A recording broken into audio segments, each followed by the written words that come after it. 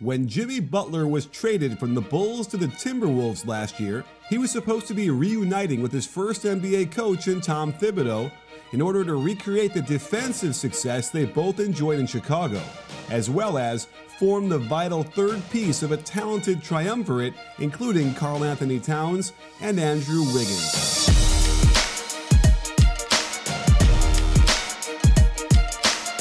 Butler would bring much-needed toughness and leadership and a go-to scorer, taking the burden off his young teammates.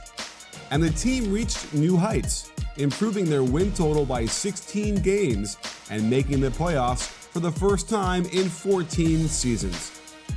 While the offense was incredibly efficient, ranking in the top 5, it was their defense that suffered, dropping to 27th in the league in defensive efficiency.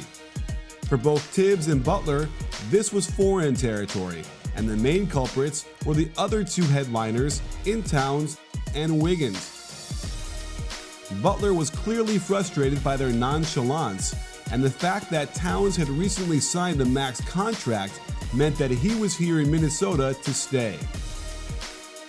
That kind of job security is what you want when you buy tickets to an NBA game.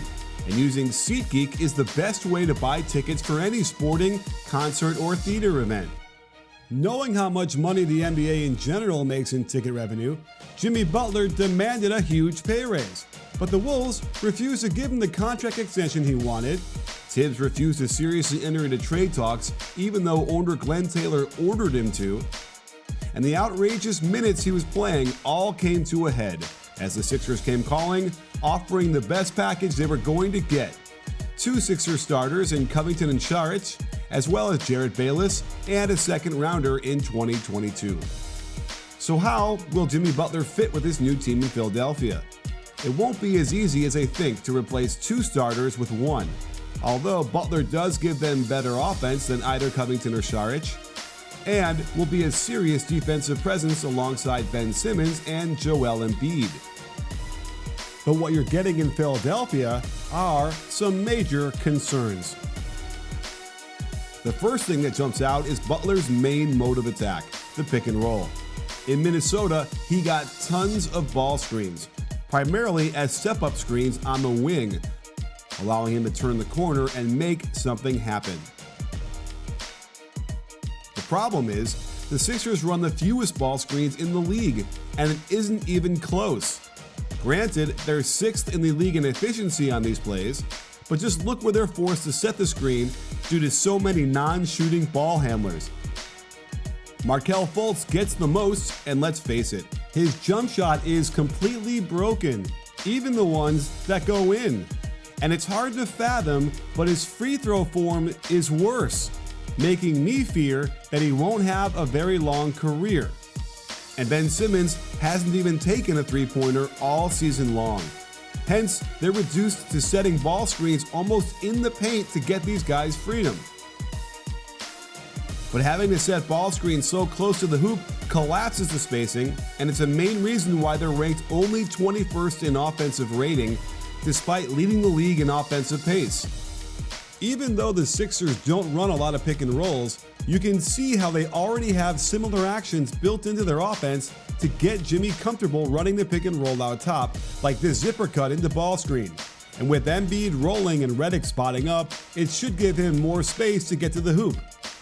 Butler attacks from the top in this action a fair amount, and he's one of the better mid-range shooters in the game.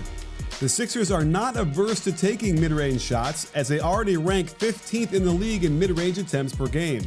They don't do this often, but Philly does set step-up screens at the wing, and they'll have to set a whole lot more since Butler seems most comfortable attacking to the right from the wing and creating his own shot from this area.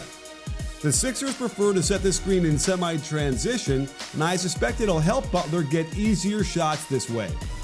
Butler can also facilitate the offense from this action and isn't allergic to giving up the rock for better shots, which he'll be able to easily find when passing to the likes of Simmons cutting to the hoop, Redick in the corners, and Embiid picking and popping out top from 3. The Sixers are only average in transition, and Butler is simply fantastic finishing at the rim, often by starting the break himself with one of his 2.4 steals per game average. And it won't be hard to imagine the supreme passing skills of Simmons in the open court connecting with the high-flying Butler on thrilling alley-oops. But simple up-court passes are enough for Butler, who can attack most defenses with a variety of clever finishes. Another huge plus for Philly is Butler's ability to bail out the offense at the end of the shot clock and isolate and get buckets by any means necessary. If things bog down due to poor movement or spacing, they know they can throw the ball to him and have him create a good shot, oftentimes by just using his strength to bull to the basket. And he's not shy if the first move doesn't generate an opening. He can be patient, utilize good footwork, and hit some really tough shots under a lot of pressure. With this new dynamic, the hope is that it will free up JJ Redick, who's been struggling mightily. In fact, the whole team was slumping from behind the arc, and part of it had to do with the defense being able to clog up the lanes on non-shooters like Simmons and Fultz and still have time to get out and contest these three-point shots. And just look at how difficult Redick's threes are this year. Having to work so hard just to get some daylight, and he's also dribbling way too much into shots. The idea is that Butler's aggressiveness should open up more of the catch-and-shoot shots that Redick hits with ease, thereby raising his three-point percentage going forward. But as of now, his three-point shooting has been reduced to the lowest percentage from distance in 6 seasons. The performance of the Sixers offense should go up with Butler adding a much-needed jolt to their attack. However, it remains to be seen how easy it will be to integrate different types of pick and rolls that favor Butler's abilities. I have faith that Brett Brown can make the necessary adjustments to the offense to accommodate Butler's talents. But I also think it could take quite a while for the team to get comfortable and effective doing them. Getting used to Butler's personal style will also be a huge challenge, as he has gotten in his teammates' faces wherever he's played, demanding supreme effort and dedication. Simmons seems like he'll have no problem with this, but Embiid's happy-go-lucky attitude could very well rub Butler the wrong way. The Sixers already have the 9th-rated defense, and Butler's presence on the floor should maintain their lofty status. And his added playmaking ability should make them a better offensive team as well. On paper, this is a win for both teams. But in Philadelphia, they must get Butler to exercise his player option and stay next year. Otherwise, the price they paid for a less than 1-year rental would have been way too steep and left them worse off than before the trade went down. Sports fans, make sure to hit the subscribe button and adjust your settings so you can get notified immediately when we drop another great NBA video.